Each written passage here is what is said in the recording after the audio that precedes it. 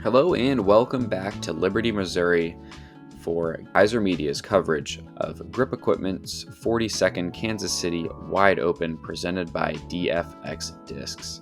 This is a Disc Golf Pro Tour Q Series event, and we're super excited to bring you this coverage. I'm Nathan Johnson, joined in the booth today by Dan Brooks-Wells. How's it going, Dan?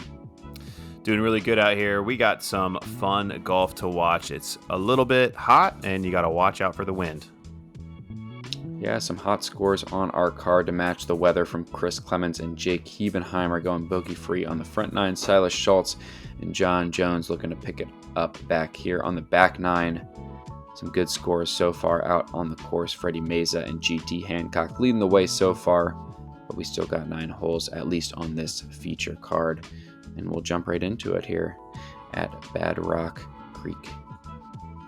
And we are starting at a challenging hole, hole 10, par 3, 487 feet. There's a layup zone, and then there's a go for it zone.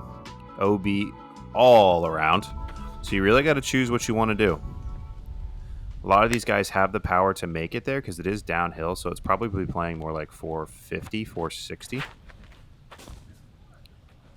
And Chris doesn't want anything to do with it. So this is a common play, just laying up and pitching up and over and taking your par and walking away. Yep, nice safe play from Clemons. You can see, too, we saw it on the front nine. A little bit blustery out there today, a little bit windy. Jake going with the aggressive shot as he likes to do, but this one is not going to land in bounds.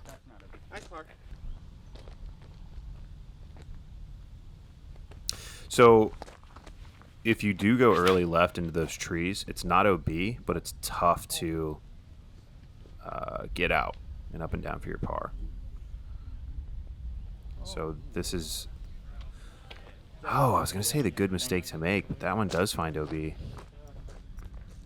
Just leaked out a little left, maybe a little deep for Silas. Does find that out of bounds.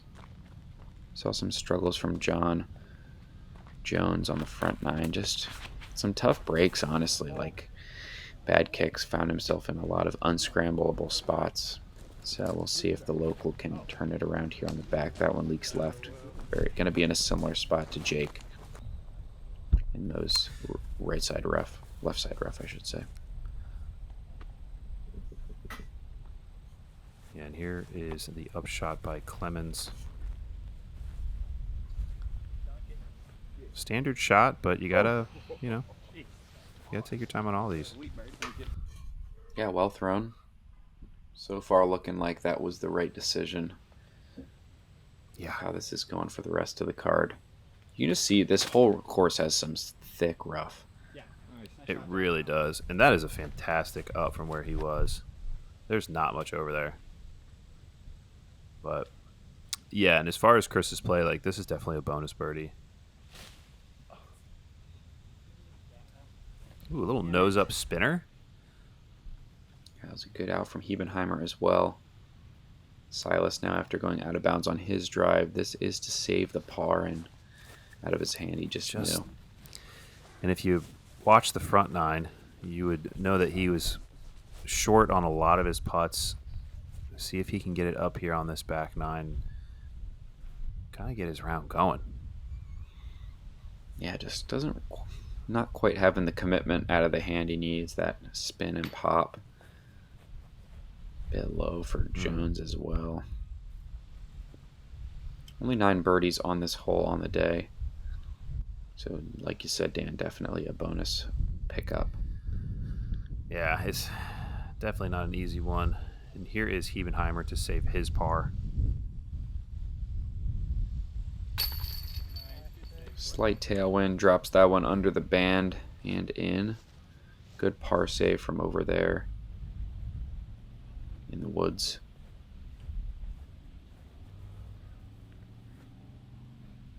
Chris, looking at a kind of a headwind putt.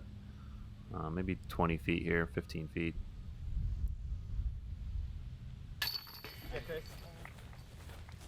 Which I think for a putting style like his can, at least for me, who has not quite as drastic of a nose down putt, but similar, tough to gauge where to aim with a headwind like that. Usually it's going to drop your disc because it's so nose down, but with that very low to high putting style, sometimes you can get weird wind lifts. And I'm sure he's a seasoned professional at this point. He knows what to do, but those are still testers.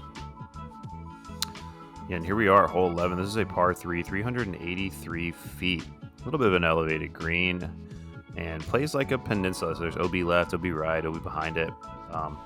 But it's really about getting off this tee here, so you can throw kind of like a flex-ish type shot.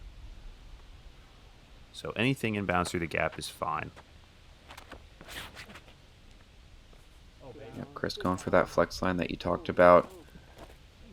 It's got a hole. Got a little turn. Oh, actually goes OB long. Surprising result.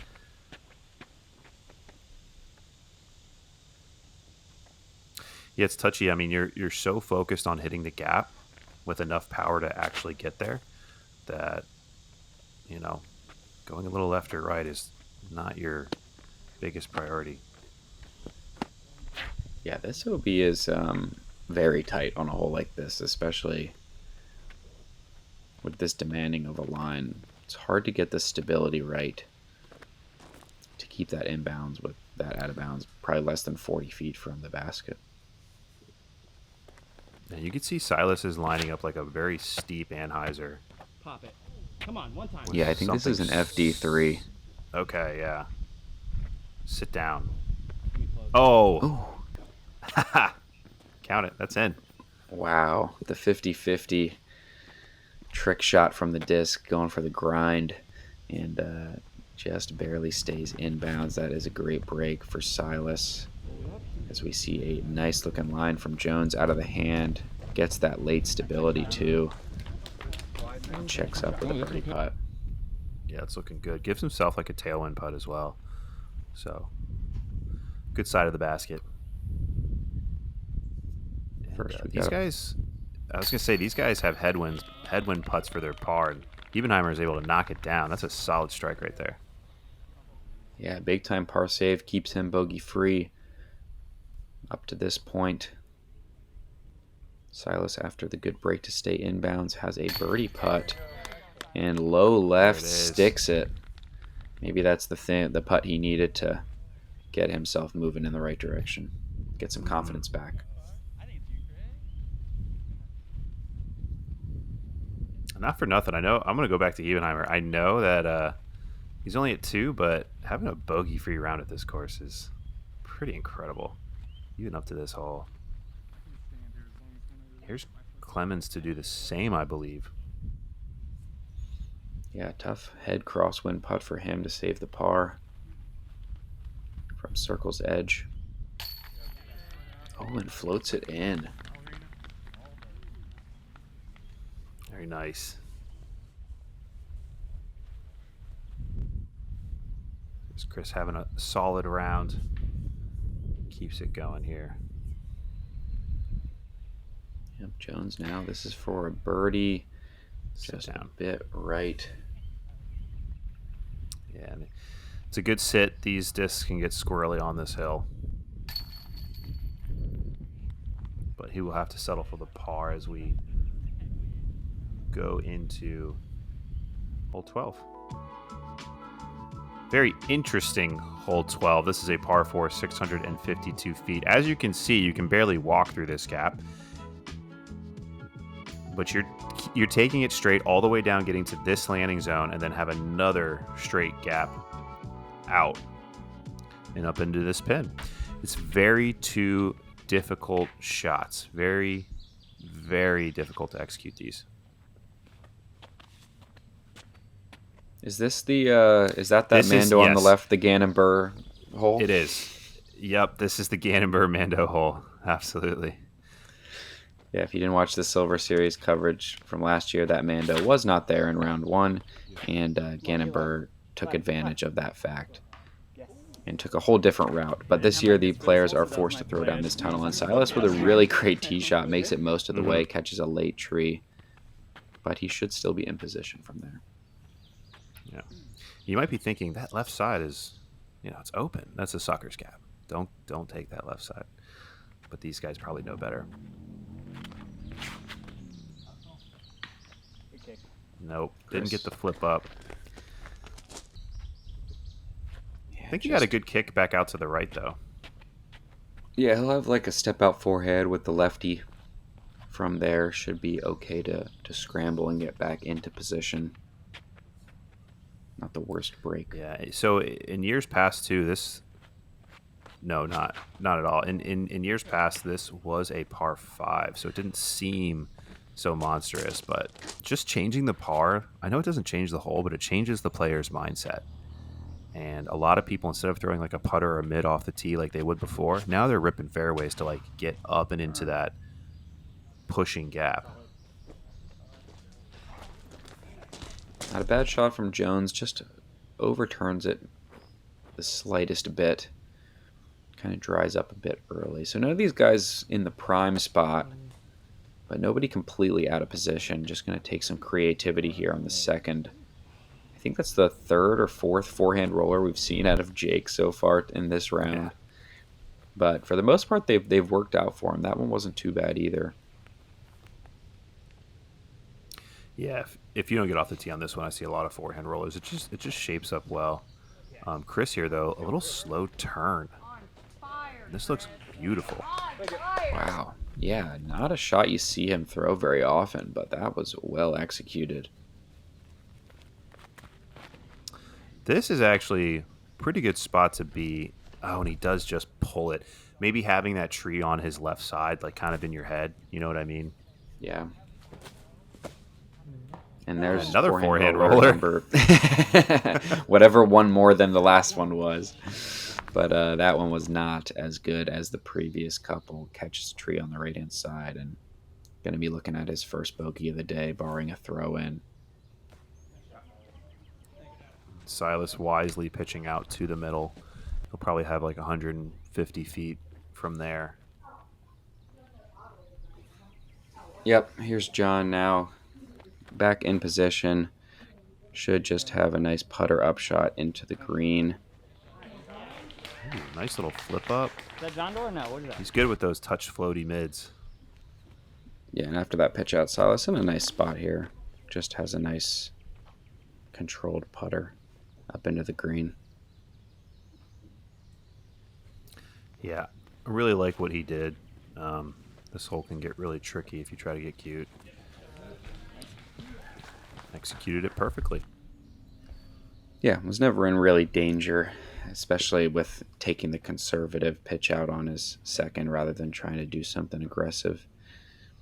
And he'll be rewarded for it. Jake with a good shot there that'll keep the damage to just a single bogey for him. Yeah. And this is not a surprise to anyone. This did play as the hardest hole in the course. Yeah, the former par 5 scored as a par 5, yeah, which is not too surprising. But that shot was surprising from Chris. You don't see too many misreleased forehands from him. And I think we're going to see both his and Jake's first bogeys of the round now. This is the one to do it, right? Like, this is definitely a gauntlet to get through. Yeah, I don't know how I feel about the change from a 5 to a 4. Again, I think it's just the mindset of the players. Definitely felt like an eagle if you got the 3. But, game's changing, game's progressing. Holes become more demanding.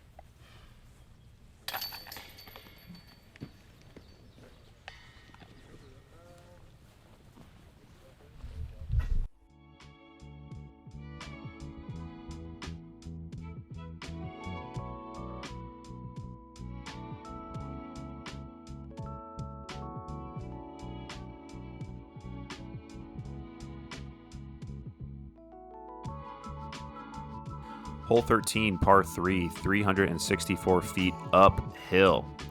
OB basically lining the entire way. Don't look at that short basket there. We're going to the long basket, which, I mean, this is basically playing like an island because everyone's going for the green. Yeah, not really worth a layup. Only 364 feet. But you still got to stick it close. Silas, I think just going mid-range. Yeah. If you got the power, you definitely can get the glide here. And oh my gosh, what a play. He smoked that.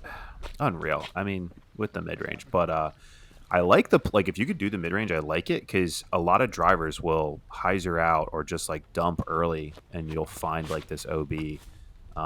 So with the mid, not a lot of left to right movement.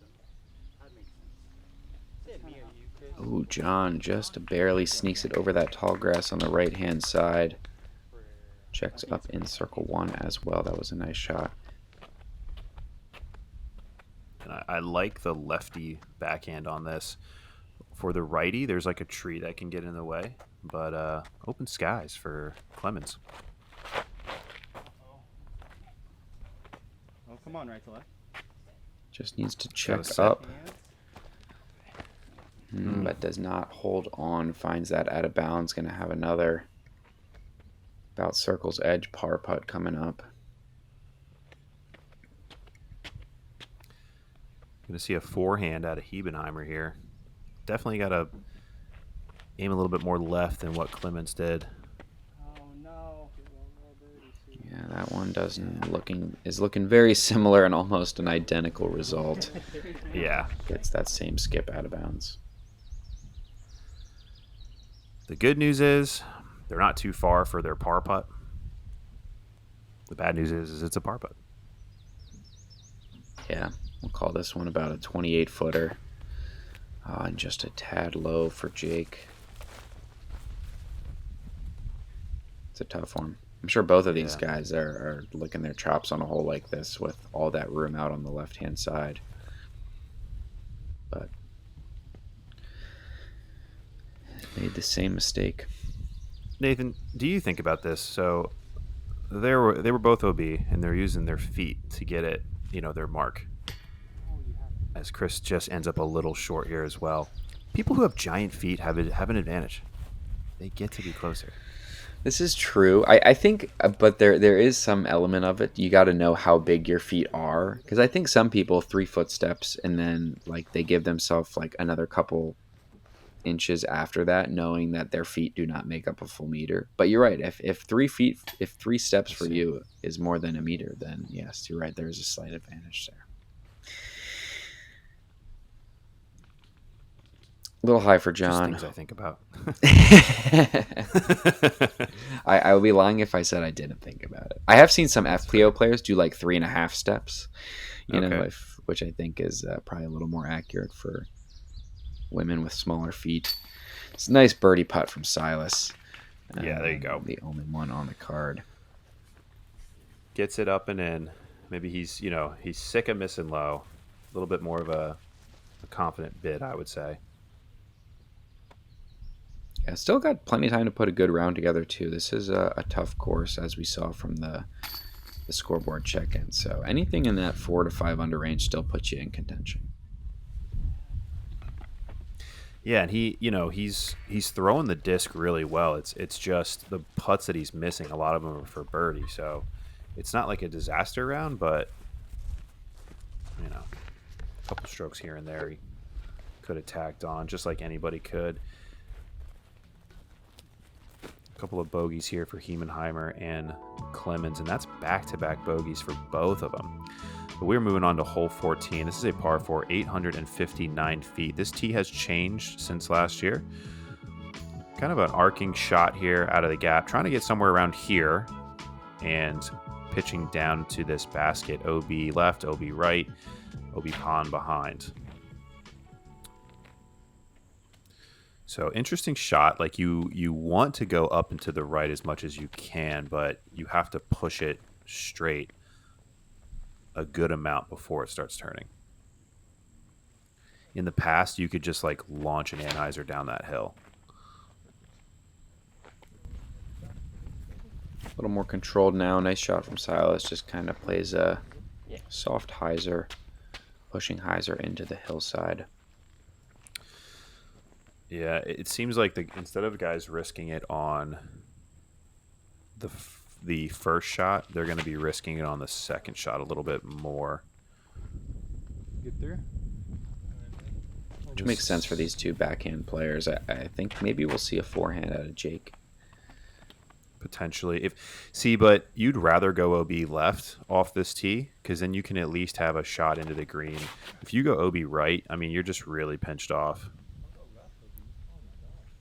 Yeah, this is true. Even Chris can opt for the lefty flick. Yeah. Play into that wide part of the fairway. And you're higher up on the hill to the left as well. So these shots are most likely going to be blind coming into the pin. But you got an advantage up there. Yep, so Jake going with the backhand as well. A little more of a hyzer stand-up play. And that's well thrown. Yeah, that'll do.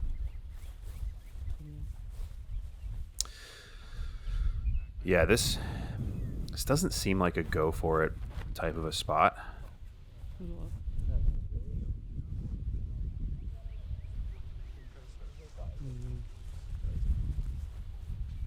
Where to go? Just comes up a bit short. Like you said, not really a go for it, I think. Just trying to get around the corner, play it safe, and maybe give yourself a long look. This might be a go for it, This, yeah, I think so. We'll have to see where this ends up if it flexes out. Oh, it does go too far to the right, maybe catching one of those pines early before it flexed out. And he will end up OB. We'll see what kind of spot they give him. It might be hard to tell once they get around the corner. Jake going forehand. This is a big shot still to get into the green, but has a pretty good move on it and does stay in bounds. But that is an absolutely terrifying putt to run. Oh, yeah. I don't know if he's going to run that one. We'll see. Silas not in position to go for it. You can kind of see there's a drop zone there. There is a Mando too, so these guys can't just like crush it over the right side. Makes you play the fairway. And that tree that we kind of saw to the right, that's kind of an aiming point. If you just duck into the right of it, you know you're safe. This is a touchy upshot though, because it's pretty far downhill, and the basket's not too far away from the pond. Yeah, and Chris comes up quite a bit short, actually. That looks like shallow circle, too. So he'll have a decision coming up. And this is just a pitch up from Silas, I'm sure. No need to get fancy. Yep. And I believe they even... Nope, this basket was elevated. So they kept it how it was, and they put those... It's nice little rocks there. You know, those little touches. Those little touches are awesome. That was a floaty. run. Yeah, floaty bid definitely from John. Had the height, but sticks it close with the koi. And a little pitch up from Jake as well. So let's see what Chris does here. I feel like he has to go for this. It's just no. Maybe not. I thought he was a little closer, if I'm being honest. Yeah, I think that was in that 35, 40 foot range. I guess if you're not feeling it. Yeah, and that hurts. You know, he's taken 3 bogeys in a row now, but you know, it could have been a double, or a triple. So it is what it is. This was the second hardest hole on the course at a 5. This averaged a 5 on the dot with only 4 birdies. So yeah, that tee pad change that was huge, because this was like a get your birdie hole last year. So definitely wanting to push the disc a little further off the tee. We'll see how our players do it in the coming rounds. I'm actually excited to see that. Oh, and this was a double bogey from Clemons.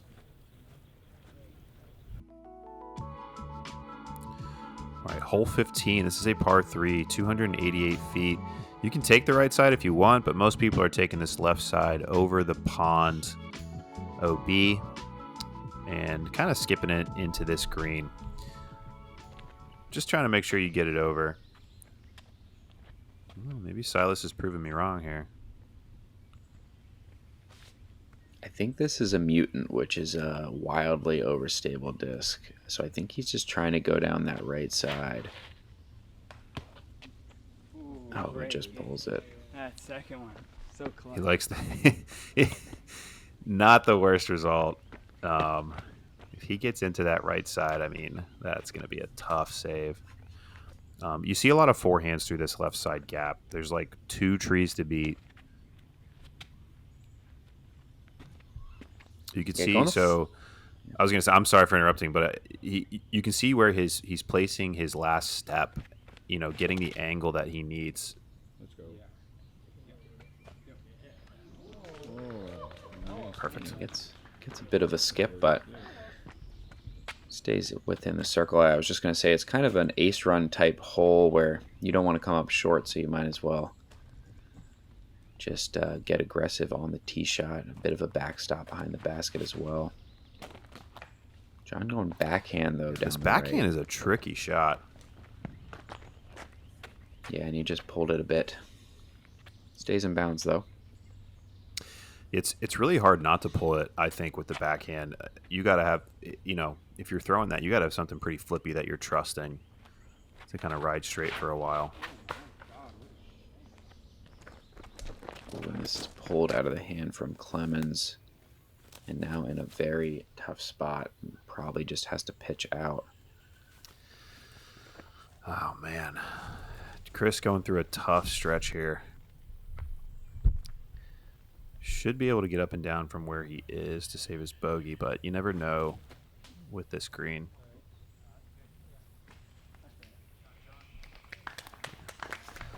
There's a nice shot by Jones. He's going to be able to save his par there. Yeah, so Silas took the safe play off the tee, but now he just has to pitch it over the water anyway. Seems to be inevitable on this hole. Nice little pro backspin there. Mm-hmm. Keeps him close. That's kind of big. That spin's kind of big because that becomes a daunting putt back at the basket. Yeah, like this one. Downhill at the water for Jake from about circle's edge, 30 feet. Oh, a bit low left. Sit. Does okay. check up. But that putt definitely could have dropped. Yeah. That was like a 50-50-er.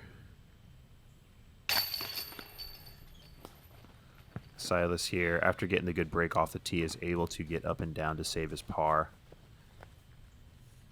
And this was another hole that was one of the more birdied holes, and expectedly so. And our card has not taken advantage of that.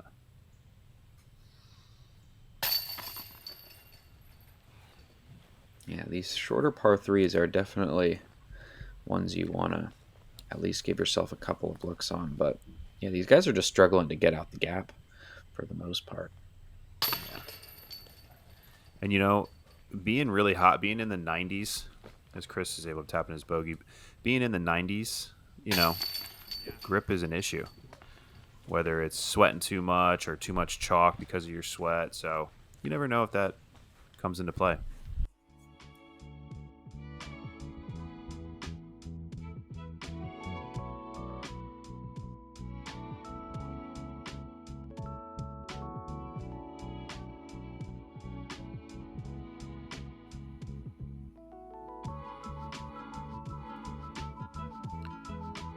Hole 16, par 5, 959 feet, tight tunnel out the gap, OB left, woods to the right, getting it up and over this hill and down and into this bottleneck green.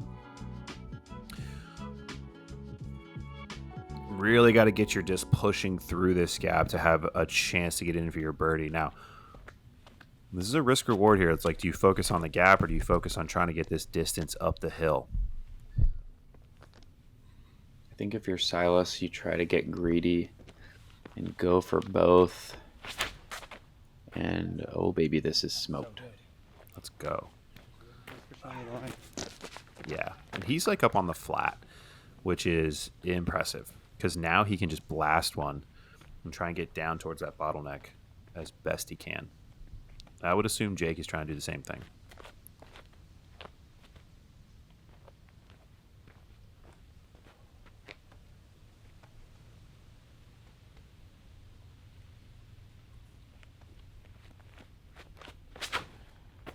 Looking for a similar line, going with that high hyzer flip. Doesn't quite get Just as gotta much get down. flip up. And does leak into the out of bounds left. Yeah. Yeah, that OB comes up quick over there. And it stays like that kind of the whole way. Yeah, not the worst mistake, as he will still have a chance to save the par, but that is not a good one for Jones. Kicks left and finds the out of bounds. Yeah, that's going to be a tough one.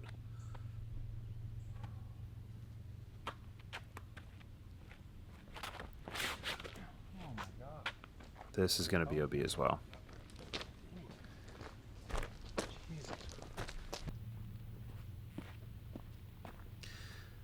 Yeah, and if Jones here, he must have found the water. Going to this drop zone, which is the short tee. I believe that'll be fine. It looked like it hyzered out before it got into the woods. So this actually plays really good for the lefty backhand. Open skies out to the left, and you're trying to land it in the fairway. He does leak a little bit to the right into the rough. Yeah, so a bit of Army golf now for Clemons. Yeah. Silas, though, in a great spot. So this is that yellow one he's been throwing. So this flips for him. So steep hyzer, low, let it flip.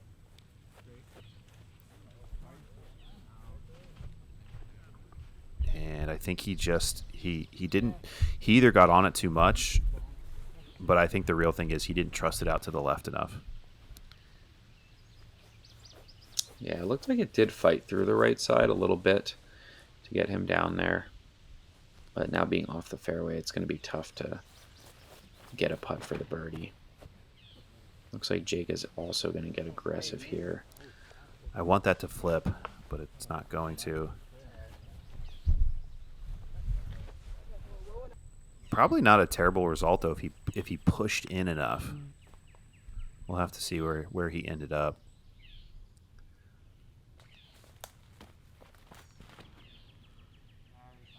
I like this if it flexes.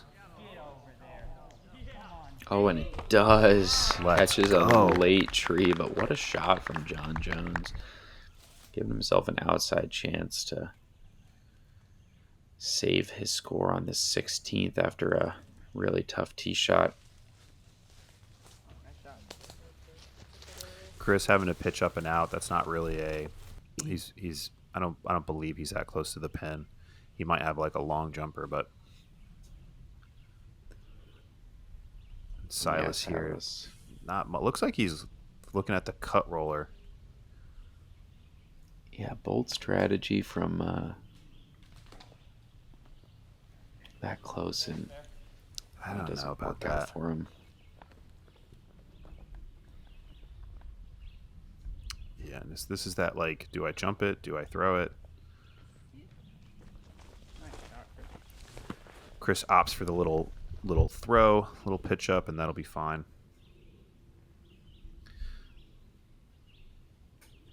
Jake's shot worked out fairly well over here in the left side rough, but nice easy pitch up will give him a short putt for the par after that OB drive. Yeah, and I guess that's why you go for the power off the tee, especially if you have it. You know, he was so far up that he could just blast one into these woods to save his par.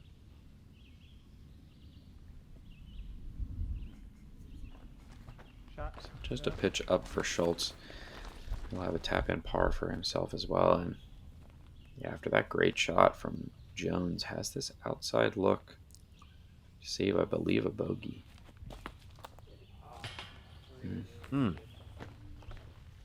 Just a bit low. That might have been to save his par. 3. Yeah. Oh, yeah. Yeah, It's he par 5. smoked. Yeah, he smoked that fourth shot. He basically would have eagled it from the drop zone, which would have been a par. So just a bogey. Not a bad result. Even to have the opportunity to have the 5 is good going. I know it didn't work out this time, but good 2 shots to have an opportunity. Unfortunately, Chris will continue his bogey streak. Just a rough back 9. After just a great front 9, but that's what this course can do to you out here, and this hole is no different. This is hole 17, par 4, 461 feet. Tied again off the tee, dog leg, pretty much a direct dog leg to the left, 90 degrees, maybe even a little bit more than 90 degrees back up and into this green. So you're trying to get straight pretty much as far as you can. You don't want to go too far because it drops off. So I see a lot of mid-range plays.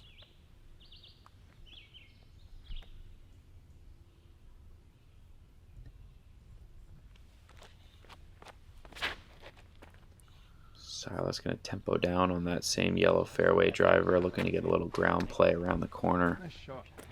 Yeah, Executes that nicely. Yeah. Doesn't make the cameraman move. Doesn't make him turn. Perfect. Another flick roller off this, the tee from Jake. Yeah. So this is what I did, and I love to see someone else do it. It works out great.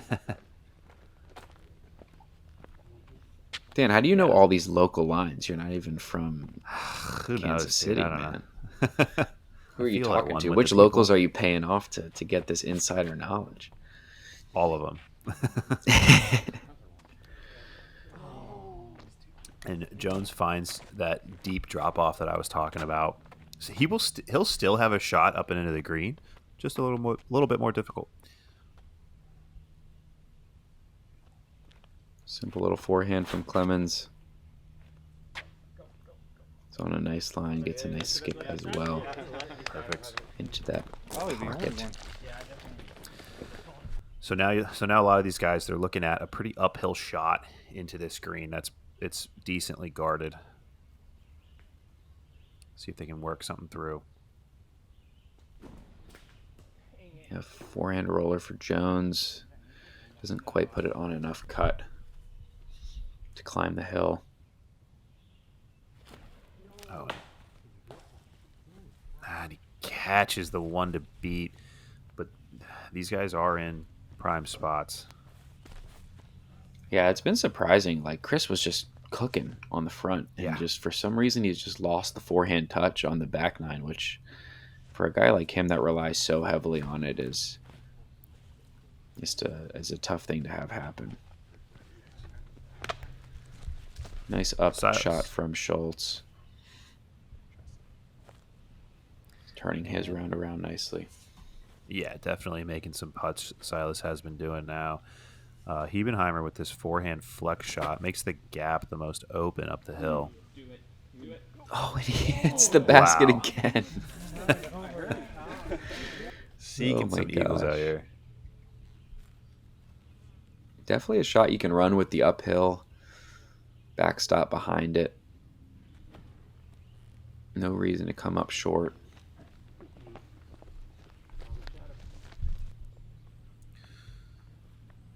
Unfortunately, no eagles on the day. Maybe tomorrow.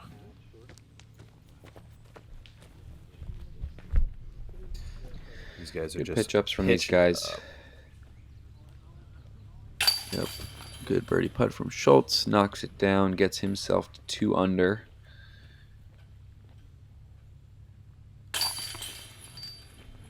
Hebenheimer doing the same. Yeah, if you can get off the tee off this one, you're definitely looking to put down the bird. Second easiest hole on the course, 4.11 average. So I would agree, and the stats would agree with you as well. Gotta love those stats. This is hole 18, par 5, 924 feet. Trying to rip one off this tee up this hill as far as you can get. Once you do that, you got to be careful of this OB. So you can either pitch up before it, or you can try and clear it and get into this green. This is an eagleable hole. It's really about how far you get off the tee. And you know, Looks like Shultz Silas is going big. Oh, yeah. And I know it looks downhill, but it's not. Where he's throwing is level with him or even a little uphill. Oh my god, that's absolutely smushed. Yeah, that's eagle range right there. I don't know if you can throw the drive much better than where Silas just put it. We might find out on this one. I was gonna say, if anybody can prove us wrong, it's gonna be Jake Hebenheimer. That's what I'm saying. Oh my god, he's going huge. Flex out. Wow. Oh, he's got distance, but it's a little right. But there are gaps in there. Like, that is another path to go. So we'll have to see what he has. And guys, just to give you a little reference, like, this is a smoke shot by Jones as well. Just getting up to the flat on this hole is good. And these guys are throwing it like 80 to 100 feet past. Yeah, Chris is going to show us what like a nice controlled, I would assume, like 430 to 50 foot hyzer looks like. Yeah. And Silas is 100 feet past that. Yeah, Chris is going to probably lay up short of the OB and then pitch over and take his par. Or no, take his birdie because this is a par 5. Yeah, no need to do anything too crazy here. That's a great shot through the trees there. Keeps himself in position. Jones probably going to look to do the same thing. Yeah, you can see there's like a little bubble out there for that second landing zone. But here we are. Let's see it. Silas Shultz going to go for the green on the par 5 18th. A bit overturned. There is room over there, so that is nice and safe inbounds. Yeah, that's a shot, dude. That's C2. He's really not that far away. Yeah, you can see Jake, Hebenheimer. He's just too far. He kind of just too far to the right. I don't know if this is a go for it. Yeah, definitely not. It had the distance, just a bit overturned off the tee and put him in a tough spot to where he didn't really have a choice but to just pitch out.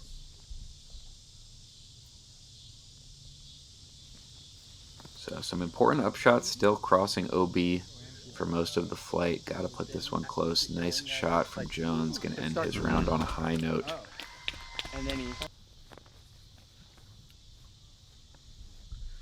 Very nice there. And this, this is a cool hole to end on. Like I said, it's definitely eagleable for those big arms. But for everyone else, you can tactically make your way up the fairway for a birdie.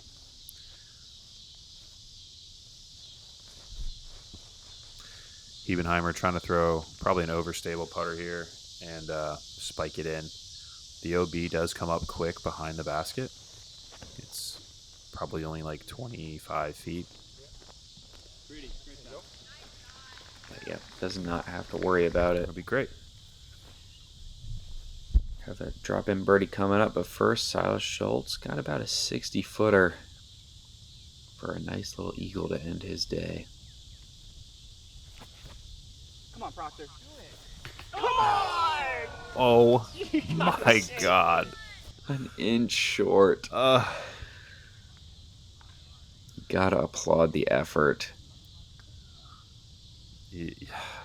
I'll tell you what, if he has the same opportunity tomorrow, he is not leaving it short. And that is a solid birdie putt by Clemons to end his day. Not the back half that he would have wanted, but we still have 2 more rounds to go.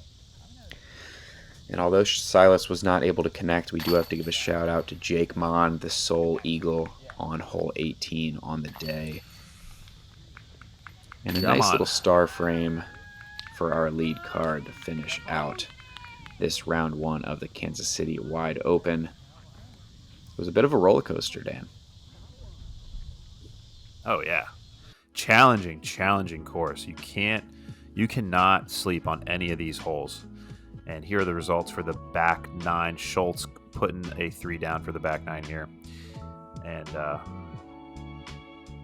as we take a look at the rest of the leaderboard, GT Hancock 2 strokes ahead of the field at 7 under. He will be joined by those 3 guys you just saw on the leaderboard. Thank you to Elevation Discs for supporting this coverage, and thank you all for watching. We've got 2 more rounds of this Disc Golf Pro Tour Q Series coming up for you this weekend, so make sure to subscribe to Heiser Media's YouTube channels so you don't miss any of that coverage. We will see you back here in Kansas City for round 2 tomorrow.